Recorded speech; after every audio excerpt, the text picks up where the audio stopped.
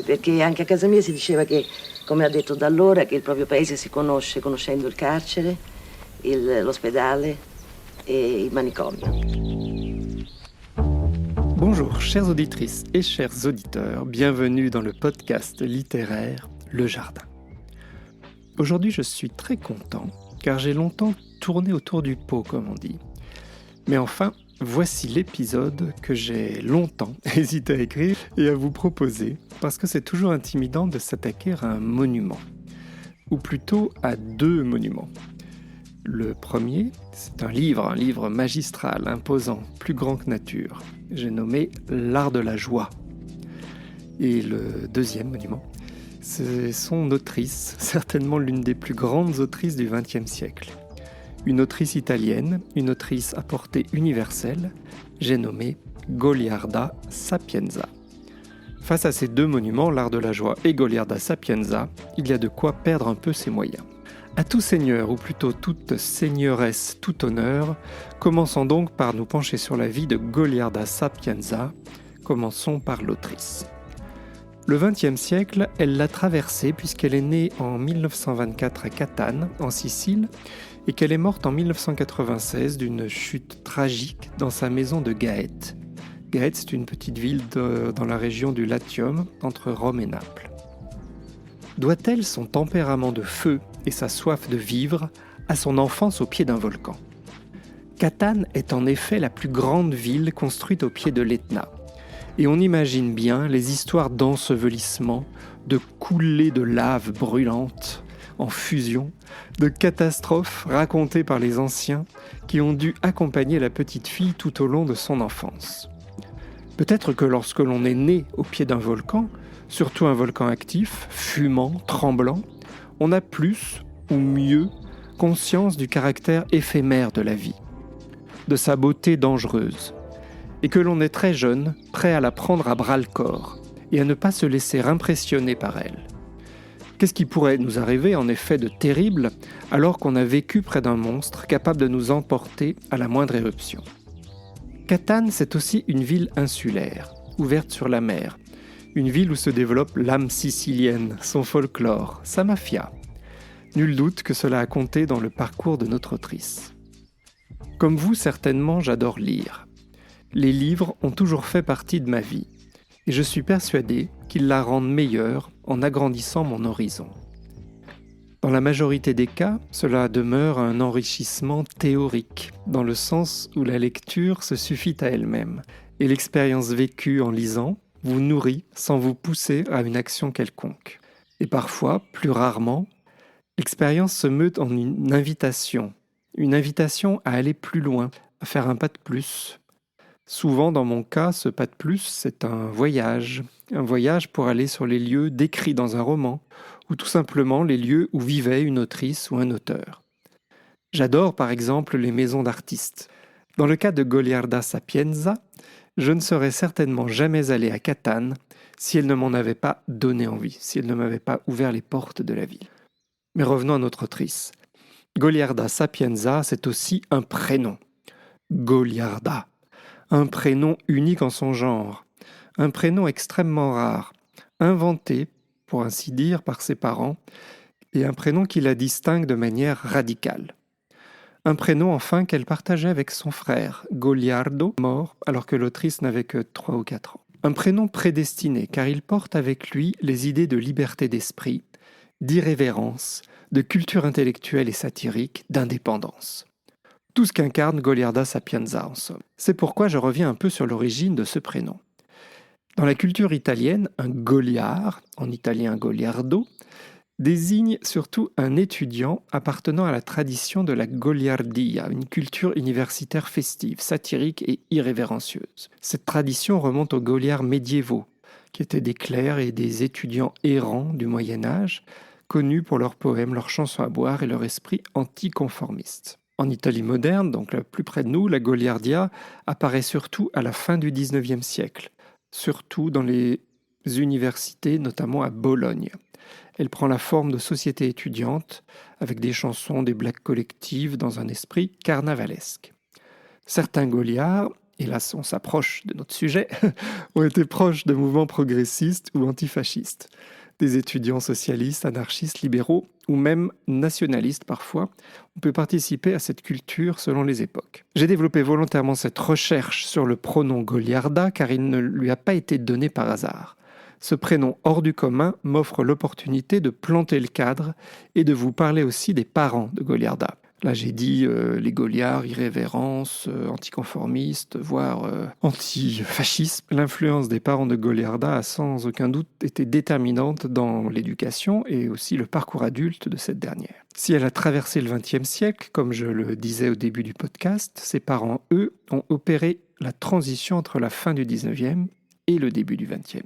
Mais surtout, ils ont joué un rôle important pour le développement des idées socialistes en Italie, à commencer par la mère de Goliarda, Maria Giudice, 1880-1953.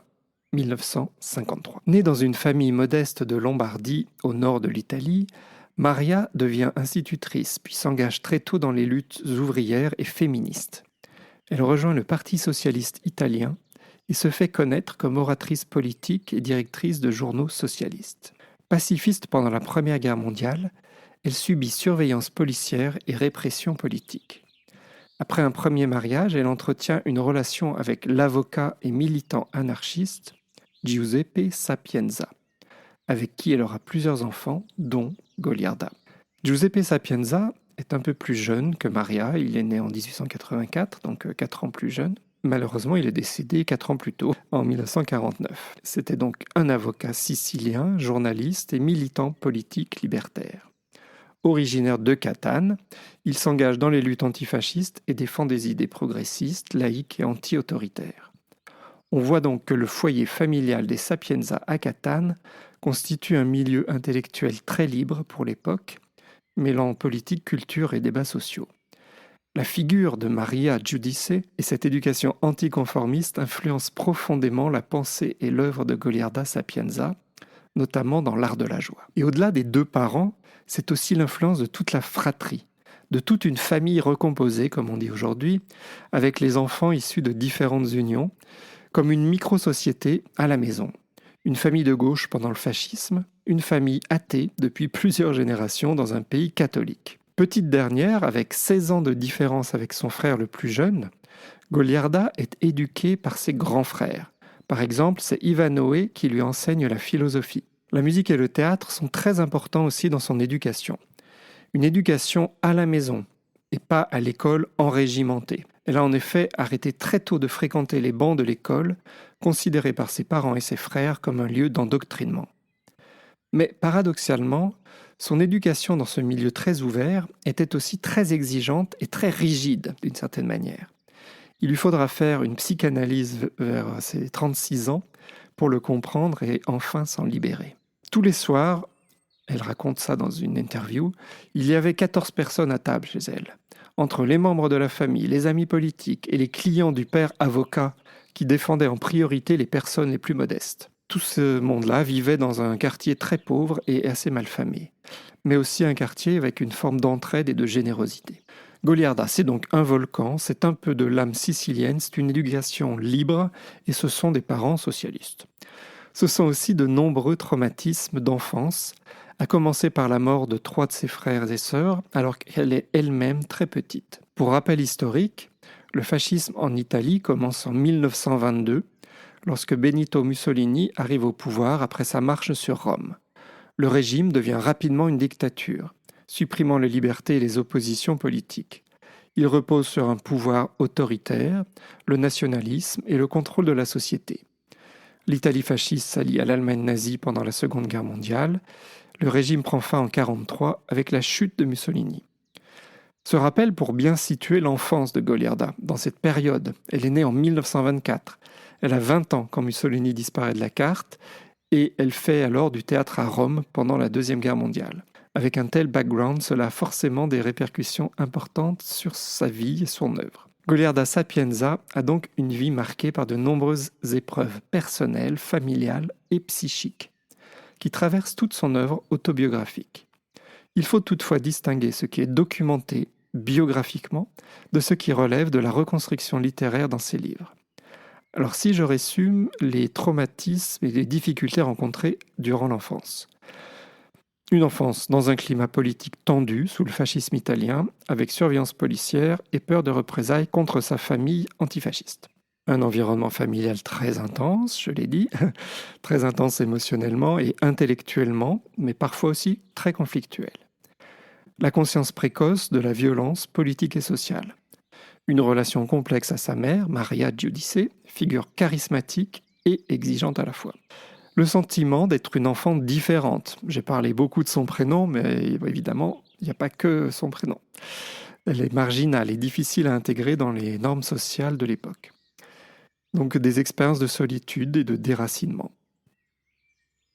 La mort progressive de plusieurs proches au fil de sa jeunesse. Plus tard, à l'âge adulte, elle va subir les conséquences psychologiques de la guerre et du climat politique italien d'après-guerre. Elle va lutter une longue lutte contre la dépression.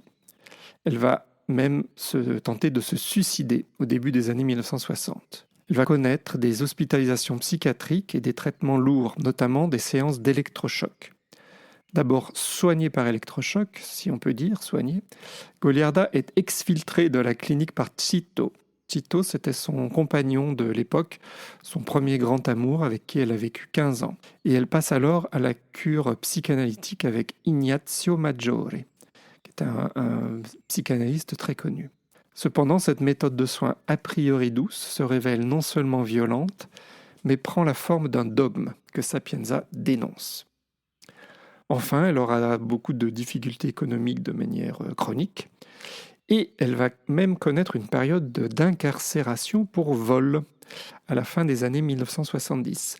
Cette expérience de la prison, elle va la transformer en matériau littéraire dans le livre L'Université de Rebibbia. Et bien entendu, une autre épreuve de sa vie d'adulte, c'est le rejet éditorial constant de son œuvre majeure, L'Art de la joie. Voilà, je vous ai fait un petit peu un catalogue de difficultés, mais c'est pour vous montrer évidemment tout ce qui va pouvoir constituer un matériau extrêmement riche dans l'œuvre littéraire de l'autrice. Une grande partie de son œuvre consistant précisément à transformer ces nombreuses expériences de souffrance, de marginalité et de résistance en une matière littéraire et philosophique. Cernée par les dogmes depuis son enfance, elle a appris à les détecter et à les rejeter. Sur la couverture de la première édition italienne de L'Art de la joie était noté « roman anticlérical ». Et il était bien évident qu'il s'agissait là de toutes les églises, pas d'une seulement. Elle rejette les dogmes de l'Église catholique, de l'Église psychanalytique, de l'Église socialiste, etc., etc. Elle est profondément antidogmatique. Point majeur dans le parcours littéraire et le parcours de vie de Goliarda, c'est, comme je l'ai déjà noté à la fin de ma liste de catastrophes, c'est effectivement le rejet éditorial de son œuvre majeure, L'Art de la joie. Un rejet du vivant de l'autrice en Italie et la difficulté à se faire publier en général. Alors, petit aparté avec ma biographie personnelle, en rapport avec l'œuvre de l'autrice, bien sûr. J'ai lu 5 de ses ouvrages traduits en français et publiés aux éditions Le Tripode. À commencer par Rendez-vous à Positano, livre qui m'avait été offert par une amie très chère et qui m'a tout de suite embarqué par sa liberté de ton et sa force. La force de l'écriture de Goliarda Sapienza tient à son mélange rare de liberté, d'intensité psychologique et de vitalité sensuelle. Elle écrit sans morale imposée, sans idéologie rigide, avec une franchise presque physique sur le désir, la douleur, la folie, la politique et le rapport au corps. Ce qui la rend unique, c'est aussi sa voix. Elle est à la fois très cultivée et très instinctive, capable de passer de la violence à la tendresse, de la lucidité politique à une grande sensualité, et à toujours mettre en avant un amour de la vie. Son écriture donne souvent l'impression d'une vérité vécue plutôt que d'une littérature fabriquée.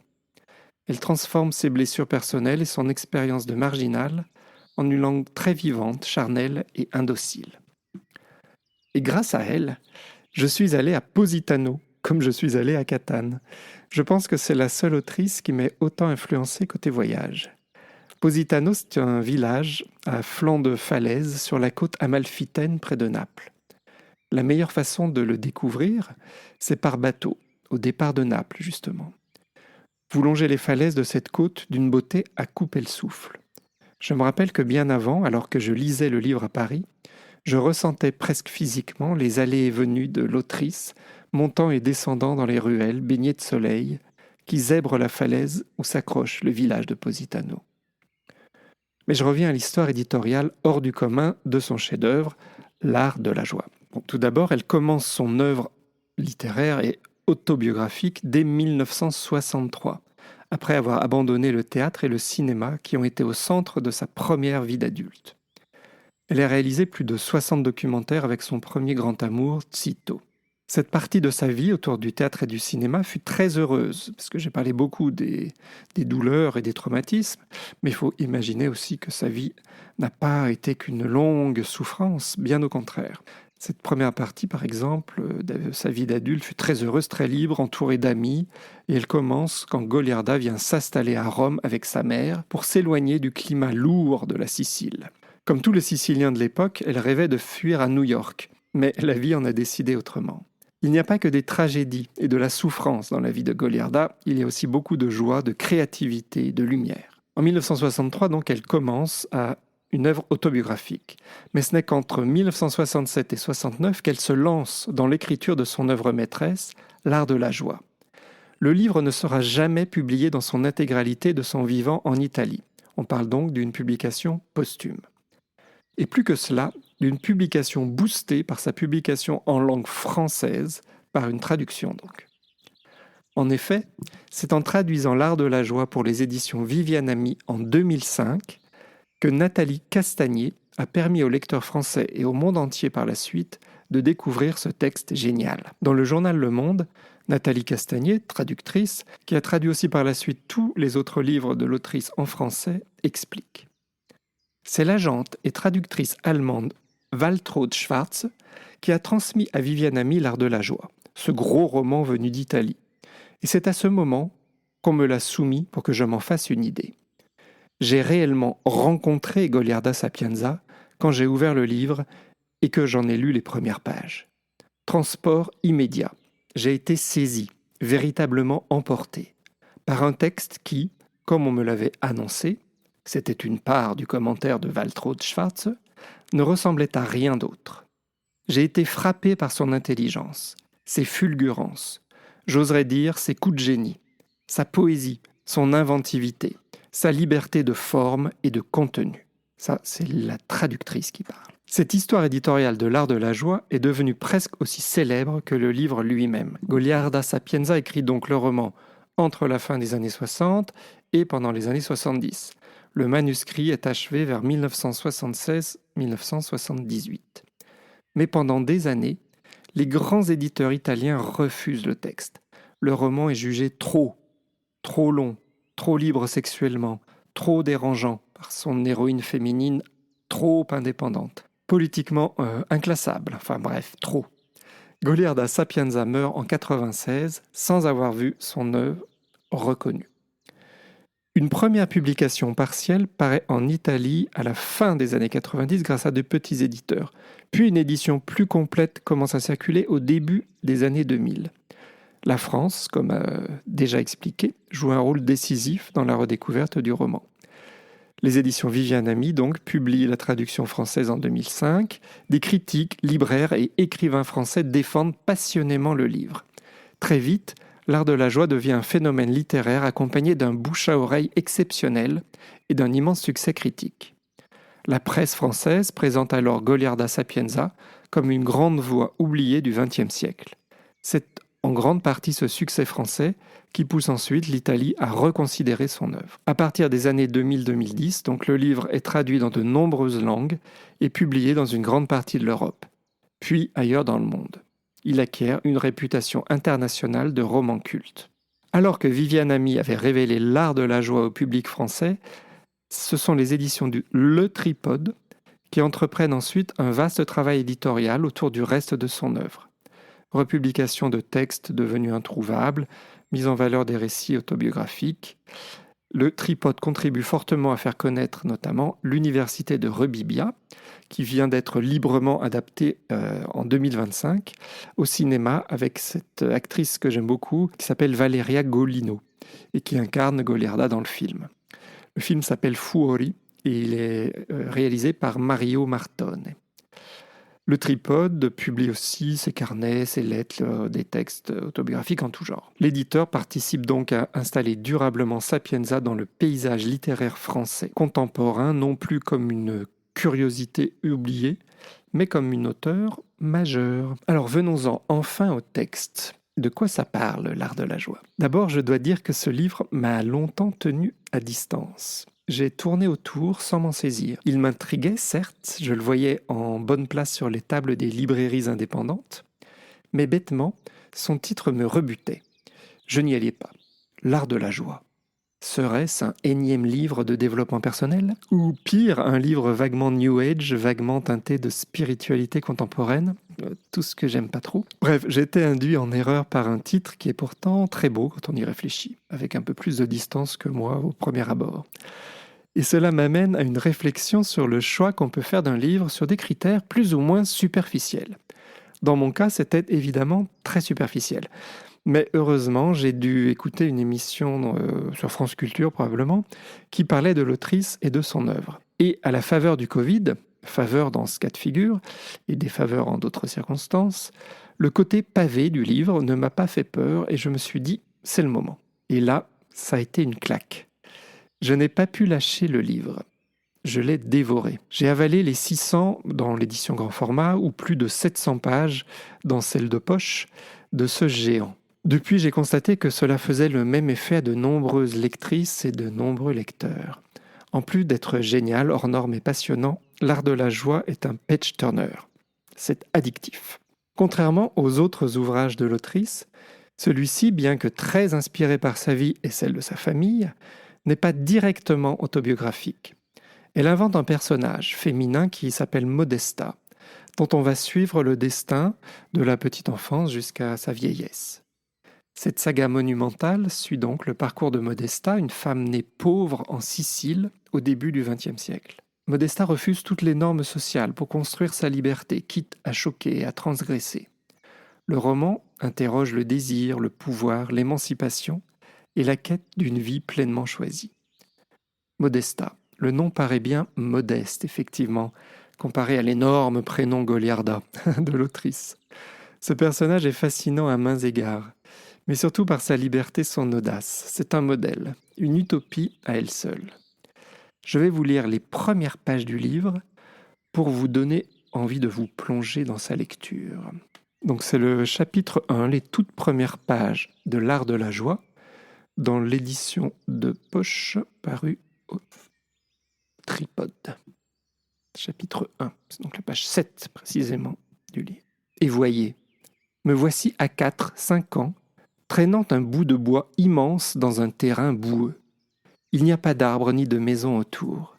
Il n'y a que la sueur due à l'effort de traîner ce corps dur et la brûlure aiguë des paumes blessées par le bois. Je m'enfonce dans la boue jusqu'aux chevilles, mais je dois tirer. Je ne sais pas pourquoi, mais je dois le faire. Laissons ce premier souvenir tel qu'il est. Ça ne me convient pas de faire des suppositions ou d'inventer. Je veux vous dire ce qui a été sans rien altérer. Donc, je traînais ce bout de bois, et après l'avoir caché ou abandonné, j'entrais dans le grand trou du mur que ne fermait qu'un voile noir couvert de mouches. Je me trouve à présent dans l'obscurité de la chambre, où l'on dormait, où l'on mangeait pain et olives, pain et oignons. On ne cuisinait que le dimanche. Ma mère, les yeux dilatés par le silence, coud dans un coin. Elle ne parle jamais, ma mère. Ou elle hurle, ou elle se tait. Ses cheveux de lourd voile noir sont couverts de mouches. Ma sœur, assise par terre, la fixe de 2 fentes sombres ensevelies dans la graisse. Toute la vie, du moins ce que dura leur vie, elle la suivit toujours en la fixant de cette façon. Et si ma mère, chose rare, sortait, il fallait l'enfermer dans les cabinets parce qu'elle refusait de se détacher d'elle. Et dans ces cabinets, elle hurlait, elle s'arrachait les cheveux, Elle se tapait la tête contre les murs jusqu'à ce qu'elle, ma mère, revienne, la prenne dans ses bras et la caresse sans rien dire. Pendant des années, je l'avais entendue hurler ainsi sans y faire attention, jusqu'au jour où, fatigué de traîner ce bois, m'étant jeté par terre, je ressentis à l'entendre crier comme une douceur dans tout le corps. Douceur qui bientôt se transforma en frisson de plaisir, si bien que peu à peu, tous les jours, je commençais à espérer que ma mère sorte pour pouvoir écouter, l'oreille à la porte des cabinets, et jouir de ses hurlements. Quand ça arrivait, je fermais les yeux, et j'imaginais qu'elle se déchirait la chair, qu'elle se blessait. Et ce fut ainsi qu'en suivant mes mains poussées par les hurlements, je découvris, en me touchant, là d'où sort le pipi, que l'on éprouvait ainsi une jouissance plus grande qu'en mangeant le pain frais, les fruits. Ma mère disait que ma sœur Tina, la croix que Dieu nous a justement envoyée à cause de la méchanceté de ton père, avait 20 ans. Mais elle était grande comme moi, et si grosse qu'on aurait dit, si on avait pu lui enlever la tête, la malle toujours fermée de mon grand-père, un damné plus encore que son fils qui avait été marin. Quel métier c'était que celui de marin, je n'arrivais pas à le comprendre. Tutsu disait que c'étaient des gens qui vivaient sur les bateaux et allaient sur la mer. Mais qu'est-ce que c'était que la mer ? On aurait vraiment dit la cantine de notre grand-père Tina, et quand je m'ennuyais, je fermais les yeux et lui détachais la tête du corps. Si elle avait 20 ans et était une femme, toutes les femmes à 20 ans devaient sûrement devenir comme elle, ou comme ma mère. Pour les garçons, c'était différent. Tutsu était grand, et il ne lui manquait pas de dents, comme à Tina. Il les avait fortes et blanches, comme le ciel d'été, quand on se lève tôt pour faire le pain. Et son père aussi était comme lui, robuste et avec des dents qui brillaient, comme celles de Tutsu quand il riait. Le père de Tutsu riait toujours. Notre mère ne riait jamais, et cela aussi parce qu'elle était femme sûrement. Mais même si elle ne riait jamais, il n'avait pas de dents, j'espérais devenir comme elle. Au moins elle était grande, et ses yeux étaient grands et doux, et elle avait des cheveux noirs. Tina n'avait même pas ça, seulement des fils, que maman étalait avec le peigne pour essayer de recouvrir le sommet de cet œuf. Les cris ont cessé. Notre mère est sûrement rentrée et fait taire Tina en lui caressant la tête. Qui sait si maman a découvert elle aussi qu'on peut éprouver tellement de plaisir en se caressant à cet endroit. Et Tutsu, qui sait si Tutsu le sait? Il doit être en train de ramasser les roseaux. Le soleil est haut. Il faut que j'aille le chercher et l'interroger sur ses caresses. Et il faut aussi que je l'interroge sur cette mer. Y sera-t-il encore? Voilà, on peut parler d'un premier chapitre comme un feu d'artifice de sensations, de choses intrigantes, et j'espère que ça vous donne envie d'en savoir plus. C'est le tout début, évidemment, la narratrice est toute petite, et c'est dans son milieu assez particulier, milieu familial difficile, pas tout à fait celui de l'autrice, on a bien compris. Là, on est bien sur une œuvre de fiction. Je n'en dirai pas plus sur l'art de la joie, je pense en avoir dit suffisamment, et je vous invite, si vous n'avez qu'un livre à choisir parmi la sélection que je vais continuer de présenter, et évidemment, je vous conseille d'abord et avant tout l'art de la joie. J'ai déjà dit que j'avais lu 5 livres de l'autrice, donc je ne parlerai pas d'autres livres que je n'ai pas lus. Et les 5 livres en question ont tous été traduits et sont parus aux éditions Le Tripode, je le répète, avec donc par ordre chronologique de mes lectures, personnel, pas par ordre chronologique de leur écriture. J'ai lu d'abord Rendez-vous à Positano, ensuite L'art de la joie que je viens de présenter, puis Lettres ouvertes, et enfin, plus récemment, L'université de Rébibia, et en dernier, Moi, Jean Gabin. Je les aime tous avec une tendresse particulière pour l'art de la joie, bien sûr, mais aussi les 2 derniers. Donc les 2 derniers romans dans mon ordre de lecture, c'est-à-dire L'université de Rébibia et Moi, Jean Gabin. Si je prends le premier de ma liste, c'est bien Rendez-vous à Positano. Donc ça, je vous ai déjà un petit peu parlé de ce livre. Et notamment, je vous ai parlé de Positano. Et il s'agit là d'un récit inspiré de souvenirs et de fragments de vie sur cette côte italienne, amalfitaine, avec des rencontres, de l'introspection et une histoire d'amour autour d'une femme qui illumine le récit dès les premières pages, qui s'appelle Erika. Tout comme l'art de la joie, je vais vous lire donc toute première page de Rendez-vous à Positano. Je rappelle, la traduction, c'est Nathalie Castagnier, donc à qui on doit beaucoup. Chapitre 1, Rendez-vous à Positano. Son pas captivait tous les regards quand elle descendait les quelques marches qui menaient au rivage, où une barque l'attendait pour prendre le large. Ou, quand, au retour, à 1 heure de l'après-midi au plus tard, Nicolas, le fils de Lucibello, dit la scimmia, le singe, le plus vieux et le plus hardi des anciens pêcheurs de Positano, qui s'était mis, comme tous les autres, à louer parasols et chaises longues, l'aidait à descendre de son embarcation et suivait d'un regard ébahi ce pas sur le tapis de planche qui faisait un salon intime de l'antique crique pierreuse. À chaque fois, Nicolas avait le souffle coupé par ce merci à peine murmuré par 2 lèvres au dessin harmonieux, peut-être trop pleines pour être parfaites. Le garçon ne pouvait s'empêcher de la regarder jusqu'à ce qu'elle disparaisse, accélérant à peine le pas, en remontant par le grand escalier parmi la foule trop fébrile et agitée. Les hommes toujours en caleçon, les femmes dans leur tenue de plage trop colorée pour soutenir la comparaison avec son sobre paréo ou ses pantalons. Le garçon ne l'avait jamais vue se baigner, et pourtant, il la servait depuis qu'il était enfant, ruminait-il tout en sautant dans la barque de la princesse pour aller l'amarrer. Se baigner avec elle, qu'est-ce qu'il aurait donné pour ça? Et il lançait un dernier regard d'envie aux amis qui l'entouraient, toujours comme un petit contingent fidèle, la protégeait ou l'éloignait de tous. Pouvoir être l'un d'eux, pensait-il, en remettant la barque en ordre et ramassant avec soin les objets précieux que ces vénards oubliaient toujours, une crème, une montre, un bracelet. La princesse le faisait rêver. Combien il en avait vu, de comtesses, duchesses et princesses. Mais celle-là. Nicolas rêve, étendu sur le plancher de la barque bien ordonné, son corps brun lové au soleil, sa tête léonine sur son bras musclé, mais à la peau encore tendre d'enfant au creux des aisselles.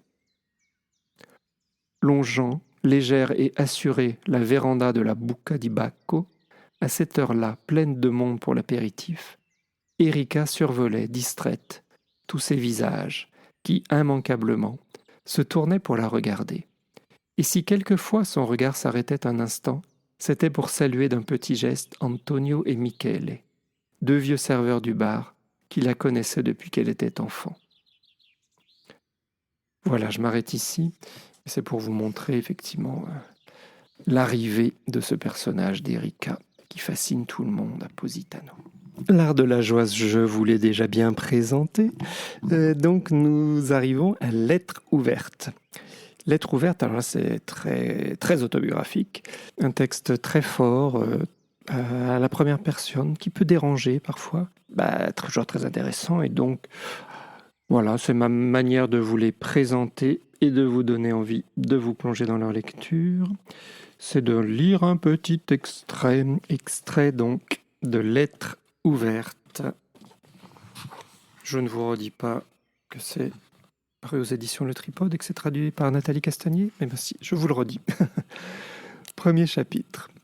Ce n'est pas pour vous importuner avec une nouvelle histoire, ni pour faire un exercice de belle écriture, comme j'en ai longtemps fait, moi aussi, ni par besoin de vérité, ça ne m'intéresse aucunement, que je me décide à vous parler de ce qui me pèse depuis 40 ans sur les épaules, faute d'avoir compris. Vous penserez, pourquoi ne se débrouille-t-elle pas toute seule ? De fait, j'ai essayé, beaucoup essayé. Mais vu que cette recherche solitaire m'amenait à la mort, j'ai failli 2 fois mourir de ma propre main, comme on dit, j'ai pensé que ne pas se défouler seul serait mieux, sinon pour les autres, du moins pour moi. et que cela fasse du bien de parler de ce qui nous concerne n'est pas sans fondement, je dois le reconnaître. Comme je vous l'ai dit, ces 40 dernières années, ou plutôt les 20 premières d'entre elles, se sont tellement embrouillées à force de vouloir sciemment les ignorer que je ne parviens pas à les démêler, à y mettre de l'ordre. Malheureusement, je suis très ordonné, je dirais même un peu maniaque, si bien que le passé me projette comme une mouche contre les murs de cette pièce qui s'est trop remplie. Vous comprenez, j'y vis depuis toujours. Il y a des livres, naturellement, des tableaux, des miroirs, des tables, tant de tables, qu'elles s'empilent les unes sur les autres, des objets inutiles que j'ai achetés ou qu'on m'a offerts et que je n'ai pas osé refuser. Je vous explique. Aujourd'hui, Dina est venue comme d'habitude pour faire le ménage. Elle vient 2 fois par semaine. Et en époussetant un petit animal stylisé, suédois bien sûr, que Georges m'a offert, elle s'est exclamée à mi-voix. « Qu'il est laid !» Je le savais. Je le sais depuis toujours. Mais l'entendre dire m'a rappelé à quel point il est resté laid durant toutes ces années. Et le soupçon m'est venu qu'on ne se défait jamais des choses laides qui nous tombent entre les mains, parce que nous pensons que notre voisinage les embellit. Alors, forte de ce soupçon qui a sapé mon assurance, j'ai jeté le petit animal et je me suis décidé à vous parler. Voilà, on voit toute la truculence aussi et toute la lucidité, l'intelligence de cette femme. Et on a envie de lire la suite, non? Là, c'était juste la moitié du premier paragraphe, de lettre ouverte.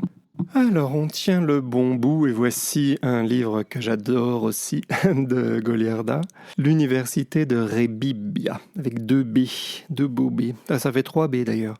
Rebibbia, c'est le nom d'une prison romaine, une prison réservée aux femmes. C'est donc le récit inspiré de l'expérience vécue en prison par l'autrice. Suite à une arrestation, elle avait volé quelque chose chez une amie pour se venger un peu aussi. Puis bon, parce qu'elle peut-être elle manquait d'argent. Mais c'est un livre donc, qui a été adapté au cinéma l'année dernière. Dans le livre, lors de son expérience en prison, elle découvre une communauté féminine complexe, loin des clichés sur l'univers carcéral. Dans une émission à la télé italienne, elle défend d'ailleurs l'idée que certaines détenues sont plus heureuses en prison que dans leur milieu d'origine. Et que la sororité, un peu paradoxale, alors sororité, le mot n'existait pas à l'époque, en tout cas n'était pas largement répandu, mais la sororité donc, qui règne en prison est une expérience très forte à vivre et que l'autrice a elle-même rencontré des amis exceptionnels dans ce milieu et ce contexte carcéral. Je vous mettrai un lien YouTube d'ailleurs vers une interview où elle parle vraiment précisément de cette expérience. C'est la coutume pour cet épisode du podcast. Je vous lis donc le tout début de l'université de Rebibbia. Toutes sirènes hurlantes, où je suis devenue une criminelle très importante, où eux, c'est presque 10 heures du soir, ont seulement hâte de rentrer dans leur foyer, nous traversons la ville, qui m'apparaît plus somptueuse et plus immense que jamais. La proximité de ces carabiniers, au corps prêt à bondir, déjà tendus vers leur vie privée, dénoue la contraction de mes nerfs, qui, je le comprends maintenant, n'étaient que peur de leur force physique. Une fois déjà j'ai éprouvé cette terreur d'être au milieu d'hommes hostiles. Ce peu d'assurance que croit avoir la femme, toute la supériorité que parfois vous donne un amant, un ami, un fils, disparaissent devant l'infériorité musculaire. Tout simplement musculaire, ressenti entre 2 ou 3 hommes qui n'ont plus besoin de feindre le respect, l'admiration et la pitié parce que vous êtes femme et plus faible qu'eux. Une fois déjà, je me suis trouvé dans une situation semblable, et c'était du temps des Allemands. Comment ai-je pu oublier le silence menaçant qui emplissait le petit espace d'une voiture identique à celle-ci ? L'odeur âcre du tissu de leurs uniformes mêlée à la senteur métallique des boucles de ceinturon, des boutons. Il est difficile d'en faire des Allemands de ces carabiniers. Ils ne portent pas d'uniforme. Passé le grand portail vert sombre, de quelques poussées légères et indifférentes, ils me sortent de la voiture, me déposent comme un paquet négligeable sous les yeux de 2 petites femmes souriantes et misérables dans leurs blouses bleues, trop larges et informes. de dame de service d'école élémentaire. Enfin, les pas pesants de ces hommes s'éloignent en résonnant dans la grande entrée vide. Ils se redirigent vers la sortie. Je suis au milieu de femmes. Probablement cette pensée me fait-elle sourire. Et mon sourire étonne la petite femme qui, dans sa large blouse de dame de service, avec des gestes vacillants d'oiseau affamé, fouille soigneusement mon sac. Il ne faut pas que je sourie. Je dérange son travail. Dur travail, me dit-elle du regard, tandis que l'autre, plus en chair, m'intime. Allons, allons, déshabillez-vous. Vous devez tout enlever, tout. Dans leurs mains, mes vêtements sont fouillés avec une solennité impressionnante. Puis, elles me font faire une flexion genou écarté, et je comprends. C'est pour la drogue. Je pourrais en avoir caché dans le vagin. Mais que portez-vous, une perruque ? Vos cheveux sont tellement beaux. Teresa, regarde un peu. Teresa est le premier prénom féminin que j'entends à la place de « Adjudant, faites-la passer. Appelez-moi le brigadier Mancuso. À vos ordres, capitaine, etc. » Ce sont des personnes qui me scrutent, et non des agents dépourvus d'émotion, tels que m'étaient apparus jusque-là ces curieux porte-manteaux, sommairement vêtus, et comme suspendus à la lumière incertaine de cette grande pièce vide. Tandis que Teresa me tire un peu les cheveux et fait « Non, non, ils sont vrais. » Je me rhabille en hâte, brusquement intimidé, comme au premier jour d'école devant la maîtresse. Je sens mon corps redevenu enfant, se figer maladroitement au garde-à-vous. Et voilà, à chaque fois on a envie de continuer la lecture parce que c'est tellement bien écrit, fort, et que chaque phrase est une surprise presque, qu'on ne s'arrêterait jamais. Mais on va bientôt s'arrêter, et d'ailleurs, voilà, c'est le dernier livre que j'ai lu de l'autrice, et c'est vraiment aussi un de ceux que j'ai préférés. Il s'appelle « Moi, Jean Gabin ». Ah oui, alors c'est assez étonnant. Mais dans ce livre, la toute petite Goliarda, donc là c'est vraiment les années à Catane, justement, c'est là où on sent le mieux, hein, où il décrit bien comment elle a été éduquée, son milieu familial, la ville où elle vivait, la ruelle malfamée. Et dans tout ça, cette petite fille qui fait son instruction au théâtre, au cinéma et pas à l'école, tombe, alors pas forcément amoureuse de Jean Gabin, mais elle veut en fait être Jean Gabin, elle veut l'imiter, elle veut être un homme. Donc c'est un texte hybride entre fiction et identification à l'acteur Jean Gabin. Un texte aussi très joyeux par moments. Et Sapienza explore les thèmes de la masculinité, ou plutôt du genre. Pourquoi une petite Sicilienne ne pourrait-elle pas se comporter, agir comme son héros du grand écran Jean Gabin ? Et elle interroge le pouvoir de l'imaginaire, du désir, et notamment donc, le désir de devenir un autre et de peut-être d'échapper aussi à sa condition, à sa ville. Donc c'est le début de Moi, Jean Gabin, et ça fait ça. Chapitre 1. Moi, qui ai appris de Jean Gabin à aimer les femmes. Je me trouve maintenant avec la photographie de Margaret Thatcher devant moi. Dans le journal, bien entendu, qu'en bonne citoyenne d'après la Révolution française, j'achète tous les matins. Et je commence à penser que quelque chose est allé de travers durant ces 30 dernières années de démocratie. Jean Gabin ignorait tout cela, les dames de fer, les femmes policiers, les soldates et les culturistes. Ses yeux bleus, ceux de Jean bien sûr, rêvaient d'une femme qui serait comme un grand fleuve languide et vertigineux, s'en allant nourrir la mer de ses eaux limpides. Voilà ce que j'ai appris de lui. Et pour moi, la femme a toujours été la mère. Entendons-nous, pas une mère dans un élégant cadre doré pour fanatiques du paysage, mais la mère secrète de la vie. Aventure magnifique ou désespérée, cercueil et berceau, sibylle muette et sûre réponse, espace immense où mesurer notre courage d'individualistes endurcis, à nous, voleurs du riche et bienfaiteurs du pauvre, d'accord sur une phrase brève et précise, toujours en dehors de tous les pouvoirs établis. Seul, déambulant d'un pas court et énergique, éclatant de courage altier, j'adaptais mes petits pieds à la démarche pleine d'autosuffisance virile de Jean Gabin, en fixant les yeux ténébreux de ma casbah de lave et la métamorphosant instantanément en l'enchevêtrement d'une resplendissante clarté de sa casbah à lui, l'œil attentif aux mouchards qui toujours, parmi tant de visages sûrs et souriants, pouvaient se cacher ou surgir à chaque recoin plus sombre, à chaque basso, un peu plus ouvert que les autres. Mais l'attention permanente au danger, devenue désormais pour moi, depuis que j'allais au cinéma Mirone, une seconde nature, ne m'empêcha jamais de rêver à la femme de ma vie, qu'un jour je rencontrerai dans des circonstances pleines de magie. Elle, fragile, réservée, muette et mystérieuse, peut-être un peu ambiguë, bien sûr, mais pure, fondamentalement pure et transcendante, poursuivie par une brute qui l'embobinerait avec des mirages de villes luxueuses, de villes étincelantes, de colliers et de bracelets de perles, ou qui lui ferait un chantage implacable pour quelque faute ancienne commise par son père ou sa mère, ou son frère, innocente, mais née pour expier. Cela seulement parce que la nature destin l'avait créée trop belle, trop sensible et parfaite pour la canaille commune qui, envieuse, voulait la posséder et la détruire. Encore une fois, j'aimerais continuer, mais je vous laisse le faire.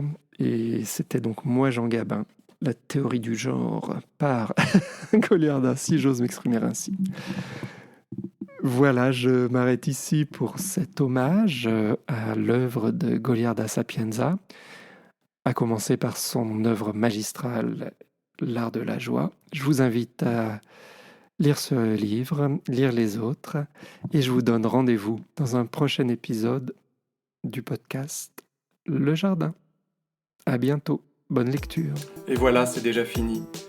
Merci beaucoup, chères auditrices et chers auditeurs, d'avoir passé un moment avec nous dans Le Jardin, un podcast littéraire. S'il te plaît, dessine-moi un écrivain. Je suis François-Xavier Robert. Ce podcast n'aurait pas été possible sans l'aide précieuse de Julien Oran au mixage et à la création musicale. Si vous avez aimé ce podcast, n'hésitez pas à laisser un commentaire, à le partager, à vous abonner. Rendez-vous très bientôt pour un prochain épisode du Jardin.